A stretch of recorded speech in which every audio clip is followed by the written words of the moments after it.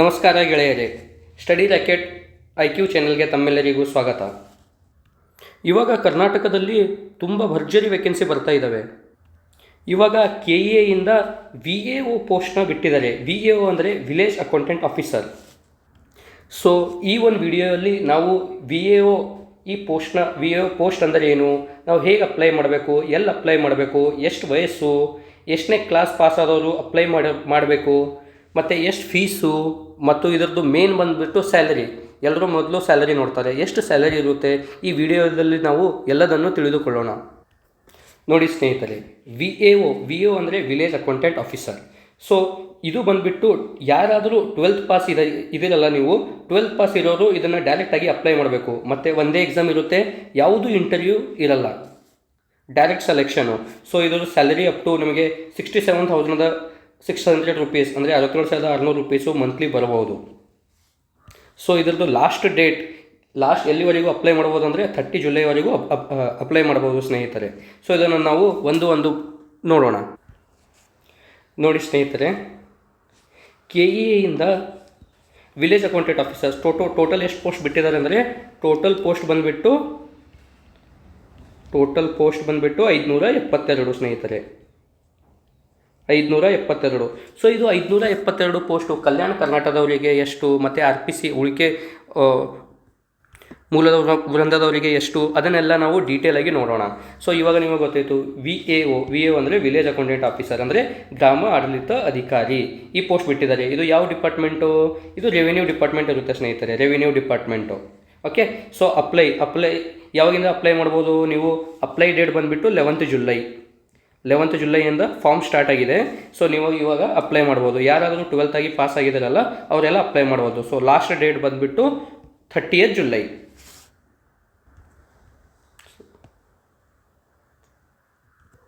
So ಈ post key highlights ಏನು ಅಂದರೆ ಸ್ನೇಹಿತರೆ, ಇವಾಗ ನೋಡಿ. ಸೊ ಟೋಟಲ್ ಪೋಸ್ಟ್ ಬಂದುಬಿಟ್ಟು ಎಷ್ಟು? 572. ಸೊ ಇದು ನೋಡಿ 572 ಪೋಸ್ಟು. ಅದರಲ್ಲಿ 505 ಪೋಸ್ಟು ಇದು RPC ಅಂದರೆ 21 ಡಿಸ್ಟಿಕ್ಕು. ಅಂದರೆ ಇದರಲ್ಲಿ ಕರ್ನಾಟಕದಲ್ಲಿ ಇರೋರು ಎಲ್ಲರೂ ಅಪ್ಲೈ ಮಾಡ್ಬೋದು. ಮತ್ತು ಕಲ್ಯಾಣ ಕರ್ನಾಟಕ ಅಂದರೆ 6 ಡಿಸ್ಟಿಕ್ ಇರುತ್ತಲ್ಲ ಸ್ನೇಹಿತರೆ, ಅವರಿಗೆ 67 ಪೋಸ್ಟು. ಸೊ ಇದು ಕ್ವಾಲಿಫಿಕೇಷನ್ ಬಂದುಬಿಟ್ಟು 12th ಪಾಸ್ ಆಗಿರಬೇಕು. ಓಕೆ. ಮತ್ತು ಇದರಲ್ಲಿ ಏನು ಇಂಟರ್ವ್ಯೂ ಇರಲ್ಲ, ಇದು ಇಂಟರ್ವ್ಯೂ ಇರಲ್ಲ, ಡೈರೆಕ್ಟು ಒಂದು ಎಕ್ಸಾಮ್ ಇರುತ್ತೆ. ಅದರಲ್ಲಿ ನೀವು ಚೆನ್ನಾಗಿ ಸ್ಕೋರ್ ಮಾಡಿದ್ರೆ ಡೈರೆಕ್ಟಾಗಿ ನೀವು ಮೆರಿಟ್ ಆಧಾರದ ಮೇಲೆ ತಗೋತಾರೆ. ಸೊ ನೆಕ್ಸ್ಟ್ ಬಂದುಬಿಟ್ಟು ಇಂಪಾರ್ಟೆಂಟ್ ಡೇಟ್ಸ್. ಓಕೆ. ಸೊ ಇದು ನೋಟಿಫಿಕೇಷನ್ ಯಾವಾಗ ರಿಲೀಸ್ ಆಯಿತು? ಸೊ ನೋಟಿಫಿಕೇಷನ್ ಯಾವಾಗ ರಿಲೀಸ್ ಆಯಿತು ಅಂದರೆ ಸ್ನೇಹಿತರೆ 10 ಜುಲೈ 2026. ಸೊ ಇವಾಗ ಫಾರ್ಮ್ ಅಪ್ಲೈ ಮಾಡೋದು ಸ್ಟಾರ್ಟ್ ಯಾವಾಗ ಆಯಿತು ಅಂದರೆ 11 ಜುಲೈ 2026. ಸೊ ಲಾಸ್ಟ್ ಡೇಟ್ ಯಾವಾಗ ಅಂದರೆ 30 ಜುಲೈ 2026. ಸೊ ನೀವು ಈ ಡೇಟ್ ಒಳಗಡೆ ನೀವು ಅಪ್ಲೈ ಮಾಡ್ಬೋದು. ಸೊ ಫೀ ಪೇಮೆಂಟ್ ಡೆಡ್ಲೈನ್ ಅಂದರೆ ಲಾಸ್ಟಾಗಿ ನೀವು ಲೇಟೆಸ್ಟಾಗಿ ನೀವು 31 ಜುಲೈ 2026 ಫೀ ಪೇಮೆಂಟ್ ಮಾಡಬೇಕಾಗುತ್ತೆ. ಇವಾಗ ನಿಮಗೆ ಅನ್ನಿಸ್ಬೋದು ಯಾವ ಕಾಸ್ಟ್ ಅವರು ಎಷ್ಟು ಫೀಸ್ ಪೇ ಮಾಡಬೇಕು ಅಂತ. ಸೊ ನಾನು ಅದು ಮುಂದಿನ ಸ್ಲೈಡ್ಸಲ್ಲಿ ಇಟ್ಟಿದ್ದೀನಿ ಸ್ನೇಹಿತರೆ. ಸೊ ರಿಟರ್ನ್ ಎಕ್ಸಾಮ್ ಬಂದುಬಿಟ್ಟು ನಿಮ್ಮದು ಇದು ಅಕ್ಟೋಬರಲ್ಲಿ ಕಂಡಕ್ಟ್ ಮಾಡ್ತಾರೆ ಅಂತ ನೋಟಿಫಿಕೇಷನಲ್ಲಿ ಕೊಟ್ಟಿದ್ದಾರೆ ಸ್ನೇಹಿತರೆ. ಸೊ ಇವಾಗ ನಿಮಗೆ ಹಾರ್ಡ್ಲಿ 3 ಮಂತ್ಸ್ ಇವಾಗಿಂದ ಟೈಮ್ ಇದೆ. ನೀವು ಅದಕ್ಕೆ ಪ್ರಾಪರಾಗಿ ತಯಾರಿಯನ್ನು ಮಾಡಬೇಕು. ಸೊ ವೇಕೆನ್ಸಿ ಡೀಟೇಲ್ಸ್ ಬಂದುಬಿಟ್ಟು ಸೊ ಟೋಟಲ್ ಪೋಸ್ಟು 572. ಓಕೆನಾ. ಸೊ 572 ಹೇಗೆ ನೋಡಿ, 505 ಪೋಸ್ಟು ಉಳಿಕೆ ಮೂಲ ವೃಂದದವರಿಗೆ, ಮತ್ತು 67 ಪೋಸ್ಟು ಕಲ್ಯಾಣ ಕರ್ನಾಟಕದವರಿಗೆ. ಓಕೆನಾ. ಸೊ ಟಾಪ್ 3 ಡಿಸ್ಟಿಕ್ ಬಂದುಬಿಟ್ಟು ಯಾವ ಡಿಸ್ಟಿಕಲ್ಲಿ ಅತಿಯಾಗಿ ಪೋಸ್ಟ್ ಬಿಟ್ಟಿದ್ದಾರೆ ಅಂದರೆ ತುಮಕೂರು. ಸೊ ತುಮಕೂರಲ್ಲಿ ನೀವು ನೋಡ್ಬೋದು 50 ಪೋಸ್ಟ್ ಬಿಟ್ಟಿದ್ದಾರೆ. ಹಾಗೆ ಮಂಡ್ಯಲ್ಲಿನೂ 50 ಪೋಸ್ಟು, ಮತ್ತು ಬೆಳಗಾವಿ ಜಿಲ್ಲೆಯಲ್ಲಿ 48 ಪೋಸ್ಟ್.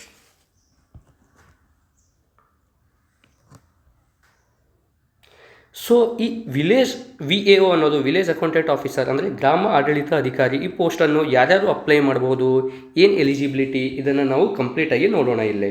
ಸೊ ಎಜುಕೇಷನಲ್ಲಿ ಬಂದುಬಿಟ್ಟು ಯಾರಾದರೂ 12th ಪಾಸ್ ಆಗಿರೋರು ಅವರು ಈ ಪೋಸ್ಟ್ನ ಅಪ್ಲೈ ಮಾಡ್ಬೋದು. ನೆಕ್ಸ್ಟು ಅವರು ಸ್ಟೇಟ್ ಬೋರ್ಡ್ ಆಗಿರಲಿ, CBSE ಬೋರ್ಡ್ ಆಗಿರಲಿ, ಅಥವಾ ICSE ಬೋರ್ಡ್ ಆಗಿರಲಿ, ಅವರೆಲ್ಲ ಇದು ಪೋಸ್ಟ್ನ ಅಪ್ಲೈ ಮಾಡ್ಬೋದು ಸ್ನೇಹಿತರೆ. Next 2 year ITI with language ಅಂದರೆ ಅವರಿಗೆ ಕನ್ನಡ ಲ್ಯಾಂಗ್ವೇಜು ಕಂಪಲ್ಸರಿ ಬರಬೇಕು. ಅವ್ರು ಕೂಡ ಇದನ್ನು ಅಪ್ಲೈ ಮಾಡ್ಬೋದು ಸ್ನೇಹಿತರೆ. Okay. So next age limit ಬಂದುಬಿಟ್ಟು ಮಿನಿಮಮ್ ಏಜ್ ಎಷ್ಟು ಅಂದರೆ 18 ಇಯರ್ಸ್, ಕನಿಷ್ಠ ಅವರು 18 ವರ್ಷ ಆಗಿರಬೇಕು. ಮತ್ತು ಜನರಲು ಅಪ್ ಟು 40 ಇಯರ್ಸು. ಆಮೇಲೆ 2A 2B 3A 3B ಕ್ಯಾಟಗರಿಯವರು ಅಪ್ ಟು 43 ಇಯರ್ಸ್. ಇದರಲ್ಲಿ ಏಜ್ ರಿಲ್ಯಾಕ್ಸೇಷನ್ ಆಫ್ 5 ಇಯರ್ಸ್ನು ಆ್ಯಡ್ ಮಾಡಿ ಹೇಳ್ತಿದ್ದೀನಿ. ಹಾಗೆ SC ST ಮತ್ತು ಕ್ಯಾಟಗರಿ 1 ಅವರು ಅಪ್ ಟು 45 ಇಯರ್ಸ್ ಇರೋರು ಕೂಡ ಅಪ್ಲೈ ಮಾಡ್ಬೋದು. ಬಟ್ ಕನಿಷ್ಠ ಏಜ್ ಎಷ್ಟಿರಬೇಕು ಅಂದರೆ 18 ವರ್ಷ. ಸೊ ನೆಕ್ಸ್ಟ್ ಬಂದುಬಿಟ್ಟು ಅಪ್ಲಿಕೇಶನ್ ಫೀಸ್. ಇದು ತುಂಬ ಇಂಪಾರ್ಟೆಂಟ್ ಸ್ನೇಹಿತರೆ, application fees. Okay. So general 2A 2B 3A 3Bದವರು ಸೊ ಅಪ್ಲಿಕೇಶನ್ ಫೀಸ್ ಬಂದುಬಿಟ್ಟು 750 ರೂಪಾಯಿ. ಹಾಗೆ SC ST category 1 ex serviceman ಅವರಿಗೆ ಅಪ್ಲಿಕೇಶನ್ ಫೀಸ್ ಬಂದುಬಿಟ್ಟು 500 ರೂಪಾಯಿ. ಹಾಗೆ ಮತ್ತು PWD ಕ್ಯಾಂಡಿಡೇಟ್ಸ್ ವಿಕಲಚೇತನರವರಿಗೆ ಇದ್ದವರಿಗೆ 250 ರೂಪಾಯಿ ಸ್ನೇಹಿತರೆ. ಮತ್ತು ಸ್ಪೆಷಲಾಗಿ ಪೇಮೆಂಟು ಯಾರು DD ಮುಖಾಂತರ ಏನೂ ಕಳ್ಸೋಂಗಿಲ್ಲ, ಇದು ಆನ್ಲೈನೇ ಮಾಡಬೇಕು. ಓಕೆನಾ. ಮತ್ತು ಇದು ನೀವು ಒನ್ ಟೈಮ್ ಪೇಮೆಂಟ್ ಮಾಡಿದ್ರೆ ಮತ್ತು ರಿಫಂಡ್ ಆಗೋಲ್ಲ, ಇದು ನಾನ್ ರಿಫಂಡೇಬಲ್ಲು.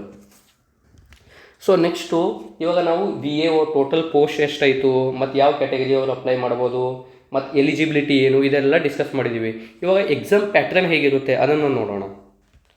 ಸೊ ನೆಕ್ಸ್ಟ್ ಬಂದುಬಿಟ್ಟು ಎಕ್ಸಾಮ್ ಪ್ಯಾಟ್ರನ್ ಮತ್ತು ಸೆಲೆಕ್ಷನ್ ಹೇಗೆ ಮಾಡ್ತಾರೆ. ಸೊ ಈ VAO ಎಕ್ಸಾಮಲ್ಲಿ ಬಂದುಬಿಟ್ಟು 2 ಪೇಪರ್ ಇರ್ತವೆ. So paper 1 next paper 2. So paper 1 general knowledge questions. ಇದರಲ್ಲಿ ಏನಿರುತ್ತೆ ಅಂದರೆ 100 ಕ್ವಶನ್ಸು, 100 ಕ್ವಶನ್ಗೆ 100 ಮಾರ್ಕ್ಸು. ಹಾಗೆ ಪೇಪರ್ 2 ಅಲ್ಲಿ ಕನ್ನಡ, ಇಂಗ್ಲೀಷ್ ಮತ್ತು ಕಂಪ್ಯೂಟರ್ ಇರುತ್ತೆ. 100 ಕ್ವಶನು 100 ಮಾರ್ಕ್ಸು. ಸೊ ಫಸ್ಟ್ ಪೇಪರ್ಗೆ 2 ಅವರ್ಸು, ಸೆಕೆಂಡ್ ಪೇಪರಿಗೂ ಕೂಡ 2 ಅವರ್ಸು. ಮತ್ತು ಇದು ಕಂಪ್ಯೂಟರ್ ಟೆಸ್ಟ್ ಏನೂ ಇರಲ್ಲ, ಇದು OMR ಬೇಸ್ಡ್ ಟೆಸ್ಟ್ ಇರುತ್ತೆ ಸ್ನೇಹಿತರೆ. ಓಕೆ. ಮತ್ತು ಏನೂ ಇಂಟರ್ವ್ಯೂ ಇರಲ್ಲ. ಮತ್ತು ಟೋಟಲ್ ಕ್ವಶನ್ಸ್ ಬಂದುಬಿಟ್ಟು ಫಸ್ಟ್ ಪೇಪರ್ಗೆ 100 ಕ್ವಶನು, ಸೆಕೆಂಡ್ ಪೇಪರ್ಗೆ 100 ಕ್ವಶನ್.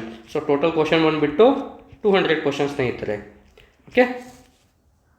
ಮತ್ತು ಇಲ್ಲಿ ನೀವು 1 ಕ್ವಶನ್ ರಾಂಗ್ ಆನ್ಸರ್ ಮಾಡಿರೋದ್ರಲ್ಲಿ ಅದರಲ್ಲಿ ನಿಮಗೆ -0.25 ನೆಗೆಟಿವ್ ಮಾರ್ಕಿಂಗ್ ಇರುತ್ತೆ. ಫಾರ್ ಎಕ್ಸಾಂಪಲು ನೀವು ಅಂದ್ಕೊಳ್ಳಿ ಸ್ನೇಹಿತರೆ, ನೀವು ಒಂದು ಎಕ್ಸಾಂಪಲ್ಗೆ 10 ಕ್ವಶನ್ ಕರೆಕ್ಟ್ ಮಾಡಿದ್ದೀರಾ ಅಂದ್ಕೊಳ್ಳಿ. ಸೊ ಇದಕ್ಕೆ ಎಷ್ಟು ಬಂತು? 10 ಮಾರ್ಕ್ಸು. ಓಕೆ. ನೆಕ್ಸ್ಟು ಏನು 10 ಕ್ವಶನ್ ರಾಂಗ್ ಮಾಡಿದ್ದೀರಾ ಅಂತ ಅಂದ್ಕೊಳ್ಳಿ. 10 ಕ್ವಶನ್ ರಾಂಗ್ ಮಾಡಿದ್ದೀರಾ. ಸೊ 10 ಕ್ವಶನ್ ಇಂಟು ಎಲ್ಲದಕ್ಕೆ ಏನು 0.25 ನೆಗೆಟಿವ್ ಮಾರ್ಕಿಂಗ್ ಅಂತೆ. ಸೊ ಇದು ಬಂದುಬಿಟ್ಟು ಎಷ್ಟು ಬಂತು ಸ್ನೇಹಿತರೆ? 2.5 ನೆಗೆಟಿವ್ ಮಾರ್ಕಿಂಗ್. ಸೊ ಇವಾಗ ನಿಮ್ಮದು ಟೋಟಲ್ ಸ್ಕೋರ್ ಎಷ್ಟಾಗುತ್ತೆ? ಟೋಟಲ್ ಸ್ಕೋರ್ ಬಂದುಬಿಟ್ಟು 10 ನೀವು ಕರೆಕ್ಟ್ ಮಾಡಿದ್ದೀರಾ, 10ರಲ್ಲಿ 2.5 ಮೈನಸ್ ಆಗುತ್ತೆ. ಸೊ ನಿಮ್ಮ ಸ್ಕೋರ್ ಬಂದುಬಿಟ್ಟು ಇಲ್ಲಿ 7.5 ಆಯಿತು. ಸೊ ಅದಕ್ಕೆ ನೀವು ಸಾಧ್ಯವಾದಷ್ಟು ನೆಗೆಟಿವ್ ಮಾರ್ಕಿಂಗ್ನ ಮಾಡಬಾರ್ದು. ಸೊ ಎಕ್ಸಾಮ್ ಡೇಟ್ ಬಂದುಬಿಟ್ಟು ಆಲ್ರೆಡಿ ಹೇಳಿದ್ದೆ. ಸೊ ಅಂತಾರೆ ಉಳಿಕೆ ಮೂಲ ವೃಂದದವರಿಗೆ 4 ಅಕ್ಟೋಬರ್ ಅಂತ ಹೇಳಿದ್ದಾರೆ, ಮತ್ತು ಕಲ್ಯಾಣ ಕರ್ನಾಟಕದವರಿಗೆ 25 ಅಕ್ಟೋಬರು. ಓಕೆ. ಸೆಲೆಕ್ಷನ್ ಹೇಗಿರುತ್ತೆ ಅಂದರೆ ಡೈರೆಕ್ಟ್ ರಿಟರ್ನ್ ಎಕ್ಸಾಮಲ್ಲಿ ನೀವು ಯಾರು ಹೆಚ್ಚು ಅಂಕ ಗಳಿಸ್ತೀರಿ ಅವ್ರನ್ನ ಡೈರೆಕ್ಟಾಗಿ ಸೆಲೆಕ್ಷನ್ ಮಾಡ್ತಾರೆ. ಅಂದರೆ ಆಮೇಲೆ ಡಾಕ್ಯುಮೆಂಟ್ ವೆರಿಫಿಕೇಷನ್ ಇರುತ್ತೆ, ಆಮೇಲೆ ಸೆಲೆಕ್ಷನ್ ಲಿಸ್ಟ್ನ ಬಿಡ್ತಾರೆ. ನೀವು ಪ್ರತಿಯೊಂದು ಇದರಲ್ಲಿ ಒಂದು ವಿಶೇಷತೆ ಏನಂದರೆ, ನೀವು ಫಸ್ಟ್ ಪೇಪರ್ ಇರಲಿ ಸೆಕೆಂಡ್ ಪೇಪರ್ ಇರಲಿ ಮಿನಿಮಮ್ ಮಾರ್ಕ್ಸ್ ಅಂತ ಇರುತ್ತೆ ಸ್ನೇಹಿತರೆ. ಸೊ ಮಿನಿಮಮ್ ಮಾರ್ಕ್ಸು ನೀವು ಎಷ್ಟು ತೆಗಿಬೇಕಂದ್ರೆ 35 ಮಾರ್ಕ್ಸ್ ತೆಗಿಲೇಬೇಕು. ಮಿನಿಮಮ್ ಮಾರ್ಕ್ಸ್ ಬಂದುಬಿಟ್ಟು 35 ಮಾರ್ಕ್ಸ್ ತೆಗಿಲೇಬೇಕು. ಓಕೆ. ಸೊ 35 ಮಾರ್ಕ್ಸ್ ಹೇಗೆ ಅಂತ ನೋಡಿ. ಇವಾಗ ಫಾರ್ ಎಕ್ಸಾಂಪಲ್ ನನಗೆ ಇದರಲ್ಲಿ ಫಸ್ಟ್ ಪೇಪರಲ್ಲಿ 30 ಮಾರ್ಕ್ಸ್ ಬಂದಿದೆ, ಸೆಕೆಂಡ್ ಪೇಪರಲ್ಲಿ ನನಗೆ 70 ಮಾರ್ಕ್ಸ್ ಬಂದಿದೆ. ಸೊ ಇವಾಗ ನಿಮ್ಮದು ಟೋಟಲ್ ಮಾರ್ಕ್ಸ್ ಬಂದುಬಿಟ್ಟು ಎಷ್ಟಾಗುತ್ತೆ? 100 ಮಾರ್ಕ್ಸು. ಆದರೂ ನೀವು ರ್ಯಾಂಕಲ್ಲಿ ಬಂದ್ರೇನು ನಿಮ್ಮದು ಇದು ಕನ್ಸಿಡರ್ ಆಗಲ್ಲ. ಯಾಕಂದರೆ ಮಿನಿಮಮ್ ಮಾರ್ಕ್ಸು ಇದು ಪೇಪರ್ 1 ಅಥವಾ ಪೇಪರ್ 2 ಕ್ವಾಲಿಫೈ ಆಗೋಕ್ಕೆ 35 ಮಾರ್ಕ್ಸು ಬರಲೇಬೇಕು ಸ್ನೇಹಿತರೆ. ಓಕೆ. ನೆಕ್ಸ್ಟ್ ಬಂದುಬಿಟ್ಟು ಸ್ಯಾಲರಿ. ನಾವು ಎಲ್ಲರೂ ಜಾಬ್ ಮಾಡೋದು ಓದೋದು ಯಾಕಂದರೆ ಇದ್ರ ಸಲುವಾಗಿನೇ. ಸೊ ಸ್ಯಾಲರಿ ಎಷ್ಟಿರುತ್ತೆ? ಸೊ ಇದರ ಸ್ಯಾಲರಿ ಪೇ ಸ್ಕೇಲ್ ಅಂದರೆ ಕರ್ನಾಟಕ ಮುಖಾಂತರ ಪೇ ಲೆವೆಲ್ 14 ಮುಖಾಂತರ ಇದ್ರದ್ದು ಸ್ಯಾಲರಿ ಎಷ್ಟು ಅಂದರೆ ಪೇ ಸ್ಕೇಲು 34,100 ರೂಪಾಯಿಂದ ಮ್ಯಾಕ್ಸಿಮಮ್ ಆಗಿ 67,600 ರೂಪಾಯಿ ಬರ್ಬೋದು. ಮತ್ತು ಅದರ ಬೆನಿಫಿಟ್ಸ್ ಏನಂದರೆ ನಿಮಗೆ NPS ಪೆನ್ಷನ್ ಸಿಗುತ್ತೆ, ಇದು ಕವರ್ ಆಗಿರುತ್ತೆ.